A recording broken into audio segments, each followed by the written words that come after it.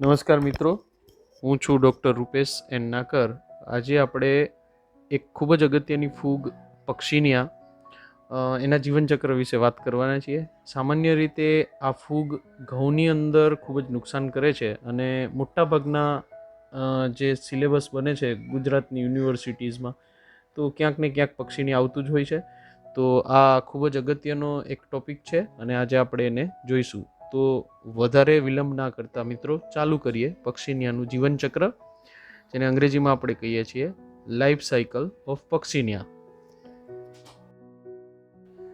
મિત્રો, પક્ષીનિયાનું વર્ગીકરણ જોઈએ તો એનો વિભાગ યુમાઇકોટા છે, ઉપવિભાગ બેસિડિયોમાઇકોટીના છે, તે જ રીતે એનો વર્ગ ટીલિયોમાઇસિટીસ છે, જ્યારે એનું ગોત્ર એ યુરિડિનેલ્સ છે, કારણ કે તેમાં યુરિડોસ્પોર આપણને ક્લિયરલી જોવા મળે છે, જે ગેરુ અથવા રાતા રંગના હોય છે, જેના લીધે સમગ્ર પર્ણને ઇન્ફેક્શન લાગે છે અને નુકસાન થાય છે. તો ગોત્ર એનું યુરિડિનેલ્સ છે, કુળ પક્ષીનિયાસી છે અને પ્રજાતિ પક્ષીનિયા છે.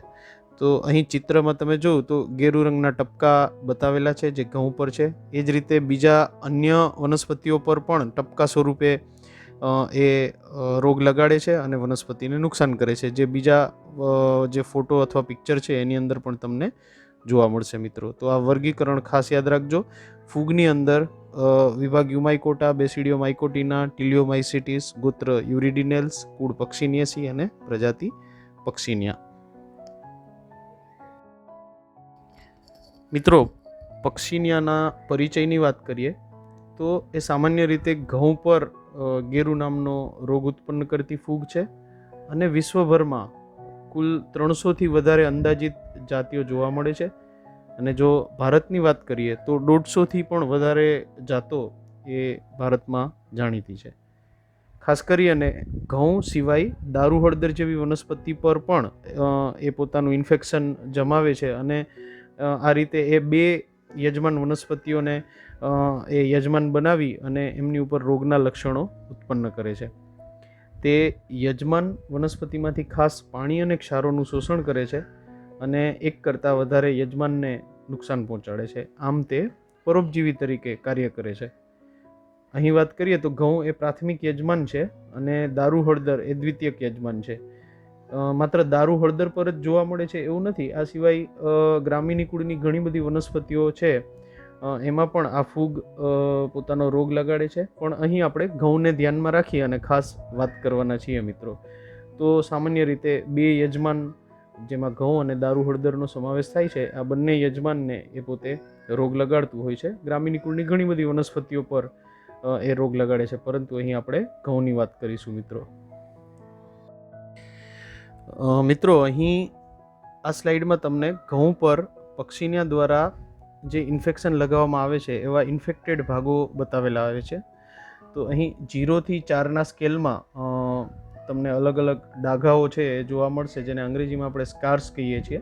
તો 0 એટલે ખૂબ ઓછો ચેપ, નહિવત ચેપ લાગ્યો છે. પછી 1માં થોડા ડાઘાઓ તમને દેખાય છે જે થોડુંક ઇન્ફેક્શન બતાવે છે, 2માં થોડું વધારે, 3માં એનથી પણ વધારે અને 4માં એકદમ રેડ કલરના મોટા ડાઘા છે એ તમને જોવા મળશે, જે ઘઉં પર ઇન્ફેક્શન લાગ્યું છે પક્ષીનિયાનું એવું દર્શાવે છે. તો આવો છોડ તમને ઇન્ફેક્શન વખતે દેખાશે. મિત્રો, આ સ્લાઇડમાં ખૂબ જ અગત્યની બે વસ્તુઓ, જેમાં એકાંતર જનન અને બહુરૂપકતા, એની આપણે વાત કરીશું. અંગ્રેજીમાં એકાંતર જનનને અલ્ટરનેશન ઓફ જનરેશન કહેવામાં આવે છે, જ્યારે બહુરૂપકતા એટલે પોલિમોર્ફિઝમ તરીકે આપણે ઓળખીએ છીએ. પક્ષીનિયાના જીવનની વાત કરીએ તો તેના જીવનચક્રમાં જન્યુજનક અને બીજાણુજનક અવસ્થાઓ સતત એકબીજાના એકાંતરે આવ્યા કરતી હોય છે, જેમાં જન્યુજનક અવસ્થા એક્ય અને બીજાણુજનક અવસ્થા એ દ્વિકીય સ્વરૂપમાં જોવા મળે છે. એટલે અહીં સ્પષ્ટ એકાંતર જનન જોવા મળે છે. એટલે જન્યુજનક અને બીજાણુજનક અવસ્થાઓ સતત અલ્ટરનેટિવલી, એટલે કે એકબીજાને એકાંતરે આવ્યા કરે છે, જેમાં જન્યુજનક આવે, પછી બીજાણુજનક આવે, વળી પાછું જન્યુજનક આવે, એમ એનું જીવનચક્ર ચાલ્યા કરે છે. આ ફૂગ પોતાનું જીવનચક્ર 5 અલગ અલગ જીવાણુઓમાં કે બીજાણુઓમાં વ્યતીત કરે છે, જે અલગ અલગ સ્વરૂપો તરીકે જોવા મળે છે. અને આ પ્રકારની ઘટનાને બહુરૂપકતા તરીકે ઓળખવામાં આવે છે.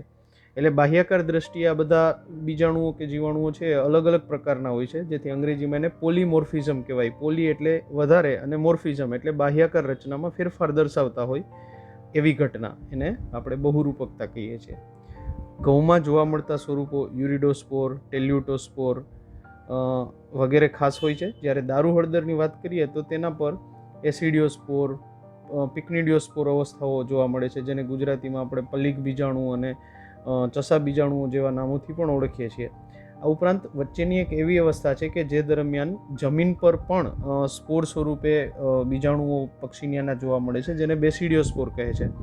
આ અવસ્થા એ બીજાણુની વિશ્રામ અવસ્થા છે. તે દરમિયાન વિશ્રામ કરે છે અને ત્યારબાદ આગળનું ઇન્ફેક્શન પક્ષીનિયા લગાડતું હોય છે. તો આ બંને ઘટનાઓ ખૂબ જ અગત્યની છે, પોલીમોર્ફિઝમ અને અલ્ટરનેશન ઓફ જનરેશન, જેને આપણે બહુરૂપકતા અને એકાંતર જનન તરીકે ઓળખીએ છીએ.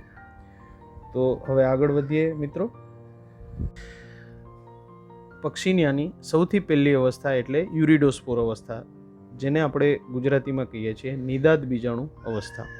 આ અવસ્થા ઘઉંની ઉપરની સપાટી પર તેમજ પ્રકાંડ ઉપર અને પર્ણો ઉપર ઉત્પન્ન થતી જોવા મળે છે, અને ખાસ કરીને ઘઉં ઉપર લાલાશ અથવા ગેરુ રંગના ડાઘા એ ઉત્પન્ન કરે છે.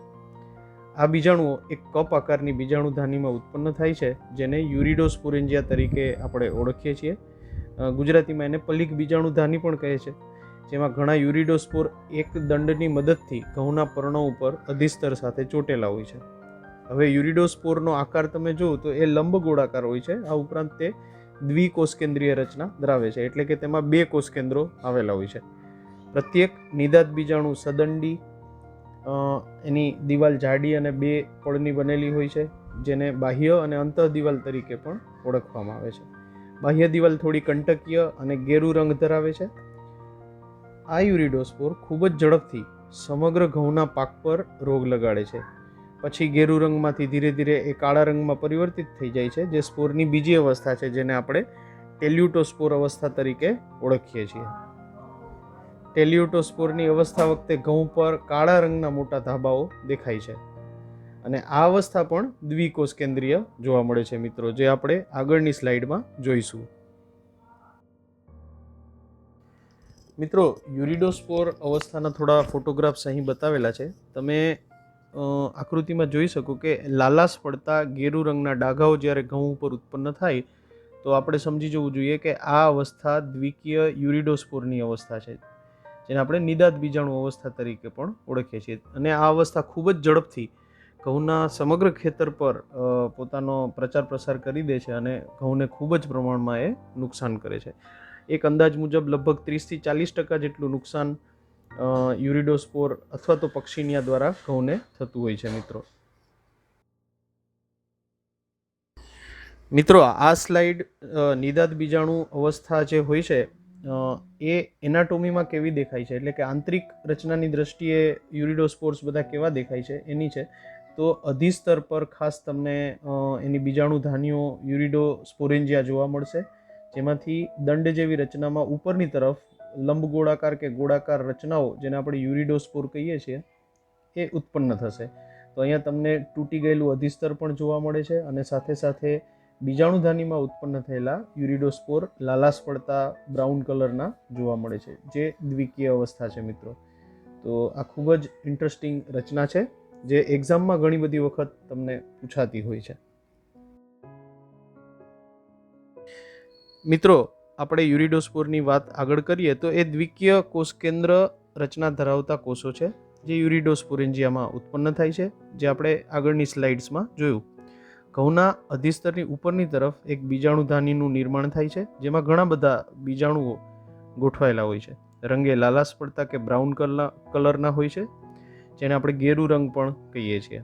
પાછળથી તેઓ બ્લેક અથવા તો કાળા રંગમાં પરિવર્તિત થઈ જાય છે, અને અવસ્થા પણ બદલાય છે, જેને આપણે ટેલ્યુટોસ્પોર અવસ્થા કહીએ છીએ.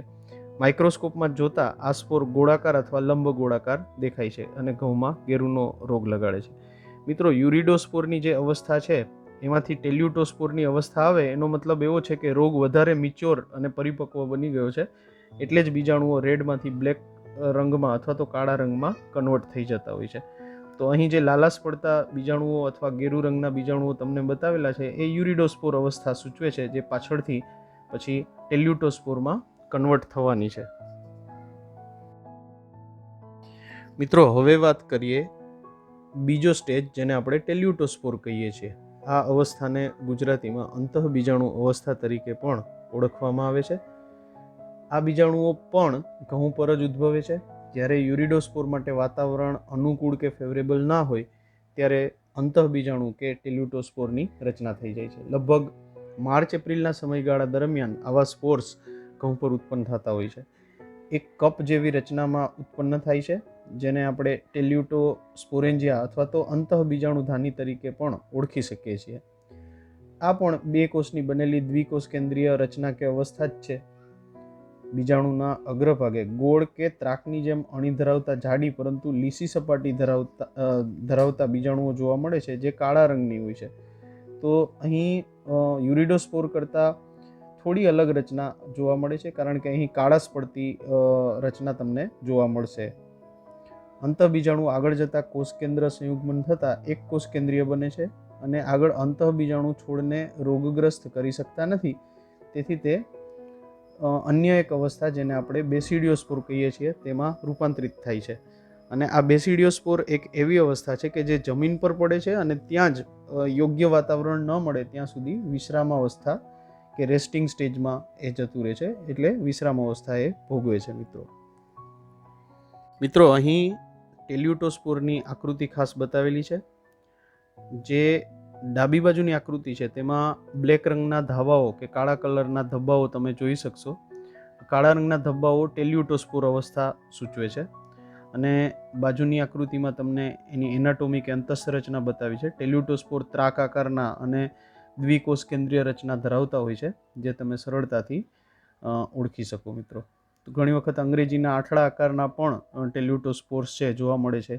અહીં અધિસ્તરમાંથી ટેલ્યુટોસ્પોર કઈ રીતે ઉત્પન્ન થાય છે એ ખાસ બતાવેલું છે. યાદ રાખજો મિત્રો, ટેલ્યુટોસ્પોર અવસ્થા કે અંતઃબીજાણુ અવસ્થા એ પણ દ્વિકીય અવસ્થા જ છે, કારણ કે એમાં બે કોષ કેન્દ્રો હોય છે અને તે સામાન્ય રીતે કાળો રંગ ઘઉં પર ઉત્પન્ન કરતા હોય છે, એટલે કાળા રંગના ધાબાઓ તમને જોવા મળે છે. આ સ્લાઇડમાં પણ તમને ટેલ્યુટોસ્પોરના અલગ અલગ પિક્ચર્સ જોવા મળશે મિત્રો, જેમાં 3 આકૃતિમાં અલગ અલગ ટેલ્યુટોસ્પોર બતાવવાની કોશિશ કરી છે. જે બ્રાઉનિશ બ્લેક કલરમાં ટેલ્યુટોસ્પોર દ્વિકોષ કેન્દ્રીય અવસ્થા છે અને બ્લેક કલરની રચનાઓ એ ઉત્પન્ન કરતી હોય છે અધિસ્તર પર, અને ઘઉંને પુષ્કળ પ્રમાણમાં એ ઇન્ફેક્શન લગાડે છે. આ અવસ્થા પણ દ્વિકીય અવસ્થા છે. મિત્રો, ટેલ્યુટોસ્પોર જમીન પર પડીને બેસિડિયોસ્પોરમાં રૂપાંતરિત થાય એ પહેલાં ટેલ્યુટોસ્પોરનું અંકુરણ બી ઘણી વખત થતું હોય છે. તો અહીં અંકુરણ નલિકા પણ બતાવેલી છે. તો આ અંકુરણ નલિકા ધીરે ધીરે બેસિડિયોસ્પોરમાંથી બહાર આવે છે અને પછી આગળ એ પોતે અલગ અલગ સ્વરૂપોમાં રૂપાંતરિત થતી હોય છે. મિત્રો, તો આ ટેલ્યુટોસ્પોરનું અંકુરણ છે, જેને અંગ્રેજીમાં જર્મિનેશન ઓફ ટેલ્યુટોસ્પોર તરીકે આપણે ઓળખીએ છીએ. હવે ટેલ્યુટોસ્પોર જ્યારે જમીન પર પડે છે ત્યારે એ બેસિડિયોસ્પોરમાં રૂપાંતરિત થાય છે અને એ વિશ્રામ અવસ્થા ભોગવે છે. હવે એમાંથી ધીરે ધીરે પોઝિટિવ અને નેગેટિવ હાઇફીઝ ઉત્પન્ન થાય છે, જેને ગુજરાતીમાં આપણે ધન અને ઋણ અંશુ તરીકે ઓળખતા હોઈએ છીએ. એટલે કે આપણે સાદી ભાષામાં કહીએ તો બેસિડિયોસ્પોર છે એ અંકુરિત થાય છે અને એમાંથી ધન અંશુ અને ઋણ અંશુ જેવા ભાગો ઉત્પન્ન થાય છે. ધન અંશુને આપણે નર અંશુ તરીકે પણ ઓળખશું અને ઋણ અંશુને માદા અંશુ તરીકે આપણે ઓળખી શકીએ. બહારથી તમે જોવો તો બંને એક સરખા લાગતા હોય, પરંતુ દેહધર્મ વિદ્યાની દ્રષ્ટિએ એટલે કે ફિઝિયોલોજીકલી એ અલગ અલગ હોય છે. તો અહીં નીચેનો જે ભાગ છે એને આપણે હાઇપોબેસિડિયમ તરીકે ઓળખીએ છીએ, જ્યારે ઉપરનો જે ભાગ છે જેને આપણે એપિબેસિડિયમ તરીકે પણ ઓળખતા હોઈએ છીએ. તો આ રચના બેસિડિયોસ્પોરમાંથી ઉત્પન્ન થાય છે અને એને બેસિડિયમ તરીકે આપણે ઓળખીએ છીએ. અને આ જે ઉત્પન્ન થયેલા બેસિડિયમ છે એ શાખાઓ સ્વરૂપમાં હોય છે, જેને આપણે સ્ટેરિગમાટા તરીકે પણ ઓળખતા હોઈએ છીએ. મિત્રો, એટલે ધન અંશુ અને ઋણ અંશુ એ બેસિડિયોસ્પોરમાંથી ઉત્પન્ન થતા હોય છે. હવે વનસ્પતિ ધીરે રહી અને પોતાનો ચેપ બીજી એક વનસ્પતિ પર લગાડશે, જે દારૂ હળદર હશે. એટલે કે બાર્બેરી લીફ છે એની સપાટી પર પોતાનો રોગ છે એ પક્ષીને લગાડવાનું શરૂ કરશે. દારૂ હળદર વનસ્પતિ આ ફૂગ માટે એકાંતરિત આશ્રય સ્થાન પૂરું પાડે છે. આમ આ ફૂગ દ્વિપોષિત ફૂગ તરીકે ઓળખાય છે. બેસિડિયોસ્પોરનું અંકુરણ વિશ્રામ અવસ્થા પૂરી થયા બાદ દારૂ હળદર પર થાય છે અને અનુક્રમે પિકનિયોસ્પોર અને એસિડિયોસ્પોર એવી બે અવસ્થાઓ ઉત્પન્ન કરે છે, જેને ગુજરાતીમાં આપણે પલીગ બીજાણુ અને ચસા બીજાણુ તરીકે પણ ઓળખતા હોઈએ છીએ મિત્રો. શિયાળામાં દારૂ હળદર પર નાના નાના કોષોની વચ્ચે નાના નાના મૃદુ રંગવિહીન શાખિત અને બહુકોષીય કવક તંતુઓ ઉત્પન્ન થાય છે, જે પોતાનું કવક જાડું પર્ણમાં ફેલાવે છે. કપ કે ચંબુ આકારની રચના સ્વરૂપે સામાન્ય રીતે દારૂ હળદરની ઉપરની સપાટી પર આ રચનાઓ ઉત્પન્ન થાય છે અને મુખ પ્રદેશ પાસે આવેલા કવક તંતુઓ નારંગી રંગના અને અણીદાર હોય છે, જેને વંધ્યસૂત્રો તરીકે પણ ઓળખવામાં આવે છે મિત્રો. આગળની સ્લાઇડમાં આપણે પિક્ચર્સ દ્વારા આ રચનાઓ સમજીશું. મિત્રો, દારૂ હળદર પર પર્ણની ઉપરની અને નીચેની સપાટી પર આ રીતે રોગના લક્ષણો દેખાતા હોય છે.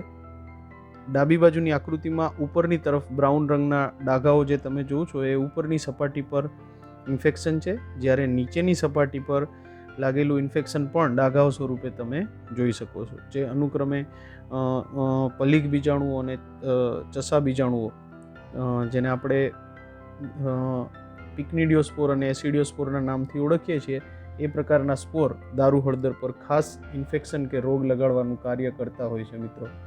તો આગળ એનાટોમી દ્વારા પણ આ વસ્તુ આપણે સમજીશું. મિત્રો, અહીં ઉપરની સપાટી પર એટલે કે અપર સરફેસ પર કેવું ઇન્ફેક્શન લાગે છે એ બતાવેલું છે. એક ખાસ કપ જેવી રચના ઉત્પન્ન થાય છે, જેમાં વંધ્યસૂત્રો અસંખ્ય સંખ્યામાં ઉત્પન્ન થાય છે અને ઉપરની બાજુએ ખાસ કરી અને જે અપર સરફેસ છે ત્યાં ટપકા ટપકા જેવી રચના એ ઉત્પન્ન કરતું હોય છે મિત્રો, જેના લીધે આખી બીજાણુધાનીઓ ઉત્પન્ન થતી અહીં જોવા મળે છે.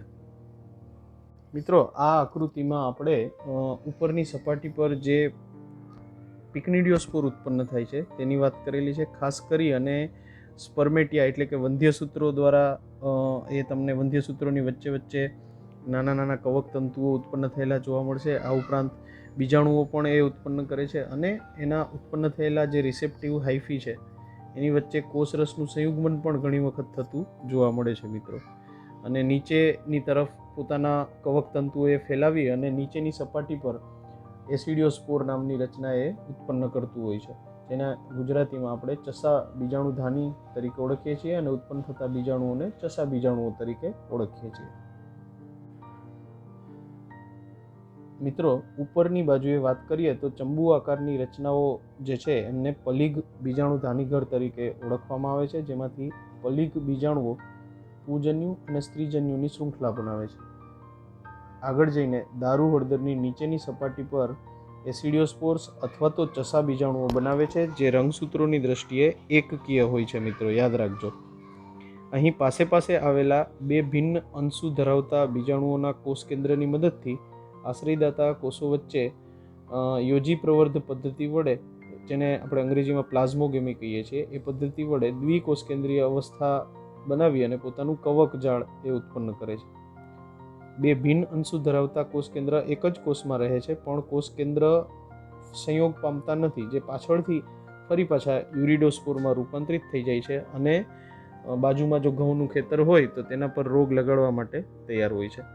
એટલે ઘઉં પર જે અવસ્થાઓ જોવા મળે છે મિત્રો, એ અવસ્થાઓ યુરિડોસ્પોર અને ટેલ્યુટોસ્પોર છે, જ્યારે દારૂ હળદર પર જે અવસ્થાઓ છે એ પિકનિડિયોસ્પોર અને એસિડિયોસ્પોર છે, જ્યારે જમીન પરની જે અવસ્થા છે તે બેસિડિયોસ્પોર તરીકે ઓળખાય છે મિત્રો. તો આ અવસ્થાઓ તમે ખાસ યાદ રાખજો. મિત્રો, આ આકૃતિમાં દારૂ હળદર પર્ણની નીચેની સપાટી પર એટલે કે લોઅર સરફેસ પર ઇન્ફેક્શન કેવી રીતે લાગે છે એ બતાવેલું છે. આગળની સ્લાઇડમાં આપણે વાત કરી એ રીતે ધન અંશુ અને ઋણ અંશુ દ્વારા નીચેની તરફ અધઃ જે નીચેનું અધિસ્તર છે, જેને લોઅર એપિડર્મિસ કહેવામાં આવે છે, અધિસ્તર પર ત્યાં એ અંશુઓ પહોંચે છે અને ત્યાં પણ બીજાણુધાની ઉત્પન્ન કરે છે, જેને આપણે એસિડિયોકાર્પ તરીકે ઓળખીએ છીએ. ઉત્પન્ન થતા સ્પોર્સ એ એકકીય હોય છે, જેને આપણે એસિડિયોસ્પોર્સ કે ગુજરાતીમાં ચસા બીજાણુઓ તરીકે ઓળખીએ છીએ. તો આ ખૂબ જ ઇન્ટરેસ્ટિંગ છે અને ઘણી વખત એ તમને ક્વેશ્ચનમાં એક્ઝામ્સમાં કોઈ બી યુનિવર્સિટીની એક્ઝામ્સમાં એક આઈએમપી ક્વેશ્ચન્સ તરીકે મોટાભાગના એક્ઝામિનર પૂછતા હોય છે. મિત્રો, અહીં ચસા બીજાણુ કેવા દેખાય છે એ થોડા ઝૂમ કરીને બતાવવાની કોશિશ કરી છે. ચસા બીજાણુઓની બીજાણુધાની કપ આકારની હોય છે, જેમાં એક્ય બીજાણુઓ એકદમ લાંબી લાંબી લાઇનમાં ગોઠવાયા હોય એવા તમને જોવા મળશે. અને જે નીચેથી બીજાણુધાનીના તળિયેથી એ જોડાયેલા હોય છે અને નીચેની સપાટી પર એટલે કે અધિસ્તર પર, જેને અંગ્રેજીમાં લોઅર એપિડર્મિસ કહેવાય, એની પર એ સામાન્ય રીતે પોતાનું પ્રભુત્વ જમાવતા હોય છે. મિત્રો, તો દારૂ હળદર પર્ણની નીચેની સપાટી પર આવેલા એસિડિયોસ્પોરની આ બંને આકૃતિ છે. Infection on lower surface of barberry leaf which is known as a aecidiospore stage. તો આ ખાસ યાદ રાખજો. મિત્રો, અહીં ગ્રીન કલરમાં ફરી પાછા ચસા બીજાણુઓ જ બતાવેલા છે. તો એસિડિયોસ્પોર એ ગરણી કે કપ આકારની રચનામાં ઉત્પન્ન થાય છે, જેને એસિડિયોકાર્પ અથવા તો પેરિડિયમ તરીકે પણ ઓળખવામાં આવે છે. શરૂઆતમાં ચસા બીજાણુ માતૃકોષો ઉત્પન્ન થાય છે, જે આગળ જતા એકાંતરે એક નાનો અને એક મોટો એવો કોષ ઉત્પન્ન કરે છે. નાનો કોષ યોજી સ્વરૂપ આંતરિકોષ્ઠ અને મોટો કોષ ચસા બીજાણુ તરીકે ઓળખાય છે. હવે ચસા બીજાણુઓ બીજાણુધાનીમાં અગ્રાભિવર્ધી ક્રમમાં ધીરે ધીરે ગોઠવાય છે, એટલે નીચેની તરફ નાના અને ઉપરની તરફ મોટા બીજાણુઓ ગોઠવાયા હોય એવી રચના તમને લાગે છે, જેને એગ્રોપેટલ અરેન્જમેન્ટ તરીકે આપણે ઓળખતા હોઈએ છીએ. અગ્રાભિવર્ધી ક્રમ એટલે નીચે નાના અને ઉપર મોટા. તો આકૃતિમાં તમે સરળતાથી સમજી શકશો મિત્રો જોઈને. તો આ એસિડિયોસ્પોર્સની રચના ખૂબ જ અગત્યની છે અને જેને તમે યાદ રાખજો. મિત્રો, અત્યાર સુધી આપણે જેટલા સ્પોર્સના સ્વરૂપો જોયા એ બધા જ અહીં જીવનચક્રમાં બતાવેલા છે. તો આપણે જીવનચક્રની શરૂઆત ડાબી બાજુ આવેલા ટેલ્યુટોસ્પોરથી કરીએ તો ઘઉં પર સૌ પ્રથમ રાતા કલરના અથવા તો લાલાશ પડતા ડાઘાઓ જોવા મળે છે, જે યુરિડોસ્પોર તરીકે ઓળખાય છે. ત્યારબાદ ટેલ્યુટોસ્પોરમાં કન્વર્ટ થાય છે, જે કાળાશ પડતા ડાઘાઓ છે. હવે આ ટેલ્યુટોસ્પોર અને યુરિડોસ્પોર એ બંને દ્વિકીય 2N કોષકેન્દ્રોની દ્રષ્ટિએ દ્વિકીય રચના ધરાવે છે. ત્યારબાદ અહીં આગળ વધે છે અને જમીન પર એ બેસિડિયોસ્પોરમાં કન્વર્ટ થાય છે. બેસિડિયોસ્પોર્સ ઉત્પન્ન થઈ જાય ત્યારબાદ વિશ્રામ અવસ્થા પૂરી થતાં એ અલ્ટરનેટ હોસ્ટ એટલે કે દ્વિતીયક યજમાન જે છે એ દારૂ હળદર પર પોતાનો રોગ ફેલાવશે, જેમાં પિક્નિડિયોસ્પોર અને એસિડિયોસ્પોર જેવી અવસ્થાઓ ઉત્પન્ન કરશે. પિક્નિયોસ્પોર સામાન્ય રીતે ઉપરની તરફ ઉત્પન્ન થતા હોય છે, જે પર્ણનું ઉપરી અધિસ્તર છે ત્યાં પોતાની બીજાણુધાની કે પિક્નિયોકાર્પ ઉત્પન્ન કરે છે. તે જ રીતે નીચેની સપાટી પર એસિડિયમ અથવા તો જેને તમે ચસા બીજાણુધાની તરીકે પણ ઓળખી શકો એવા એસિડિયોસ્પોર્સ એ બીજાણુધાનીમાં ઉત્પન્ન થાય છે. તે સામાન્ય રીતે એકકીય હોય છે. હવે આ એસિડિયોસ્પોર છે એ ફરીથી સંયુગ્મન પામીને એ એકકીયમાંથી દ્વિકીય બનશે અને બાજુમાં જો ઘઉંનું ખેતર હોય તો તેના પર એ રોગ લગાડવા માટે તૈયાર થઈ જાય છે અને ત્યાં જઈ અને ફરીથી પાછા એ યુરિડોસ્પોરમાં રૂપાંતરિત થાય છે. આમ યુરિડોસ્પોર, ટેલ્યુટોસ્પોર, બેસિડિયોસ્પોર, પિક્નિયોસ્પોર અને એસિડિયોસ્પોર આવા સ્પોર્સની અંદર એનું જીવનચક્ર સતત એક સાયકલમાં ચાલ્યા કરે છે. અને અહીં અલગ અલગ સ્વરૂપો છે, એટલા માટે આ લાઈફ સાયકલને પોલિમોર્ફિઝમ કે બહુરૂપકતા એવું પણ નામ આપવામાં આવે છે. પછી બીજી વસ્તુ આપણે આગળ જ જોયું એ રીતે અહીં એકાંતર જનન પણ જોવા મળે છે. એટલે અમુક સ્પોર જે ટેલ્યુટોસ્પોર અને યુરિડોસ્પોર છે એ ખાસ દ્વિકીય છે, જ્યારે એસિડિયોસ્પોર તમને એકકીય જોવા મળશે. એટલે અહીં એકકીયમાંથી દ્વિકીય અને દ્વિકીયમાંથી એકકીય અવસ્થાઓ પણ એકાંતરે આવ્યા કરે છે, માટે સ્પષ્ટ એકાંતર જનન પણ અહીં જોવા મળે છે. મિત્રો, તો તમારે ખાસ યાદ રાખવાનું છે કે ઘઉં પર યુરિડોસ્પોર, ટેલ્યુટોસ્પોર, જમીન પર બેસિડિયોસ્પોર તથા દારૂ હળદરની વાત કરીએ તો તેના પર પિક્નિડિયોસ્પોર અને એસિડિયોસ્પોર જેવી અવસ્થાઓ જોવા મળતી હોય છે. આમ ફૂગ પોતાનું જીવનચક્ર ઘઉં અને દારૂ હળદર એમ બે યજમાન વનસ્પતિઓ પર અલ્ટરનેટિવલી પૂર્ણ કરે છે. એટલે આ પક્ષીનું જીવનચક્ર ખૂબ જ ઇન્ટરેસ્ટિંગ છે, ખૂબ જ રસપ્રદ પણ છે. એના દરેક બીજાણુ સમજવા જેવા છે. અને આ થોડી રેફરન્સ બુક્સની પણ આપણે આગળની સ્લાઇડમાં મિત્રો વાત કરીએ. મિત્રો, આ થોડા રેફરન્સ બુક્સનું લિસ્ટ છે, જેમાં માઇકોલોજીની ફંડામેન્ટલ્સની એક બુક આવે છે બર્નેટની, ખૂબ જાણીતી બુક છે. દાસદત્તા ગાંગુલી એની કોલેજ બોટનીની બુક છે, સિન્હાની બુક છે, વશિષ્ઠ, સિન્હા અને કુમારની પણ એક બુક છે. તો આ બધી બુક છે, એના સિવાય પણ ઘણી બધી બુક્સ છે જે તમે પક્ષીનિયા અને બીજી ફૂગ માટે રિફર કરી શકો છો મિત્રો. મિત્રો, તમે અહીં સુધી વિડીયો જોયો, તમારો ખૂબ ખૂબ આભાર. Thank you so much. Yes, તમને વિડીયો કેવો લાગ્યો એ ખાસ કમેન્ટમાં લખજો. તમે પણ પક્ષીનિયા વિશે જો કંઈ નવું જાણતા હોય તો એ પણ તમે લખજો. વિડીયોને લાઈક કરજો, તમારા જેવા રસ ધરાવતા મિત્રોને શેર પણ કરજો. અને જો તમે ચેનલ મારી સબસ્ક્રાઈબ ના કરી હોય અથવા તો ફર્સ્ટ ટાઈમ જ મારો વિડીયો જોતા હોય તો સબસ્ક્રાઈબ પણ કરી દેજો, જેથી મને નવા વિડીયો બનાવવા માટે વધુ મોટિવેશન અને ઇન્સ્પિરેશન મળે. તો thank you so much again. Have a great time, have a great future, have a great education. આવજો મિત્રો, બાય બાય.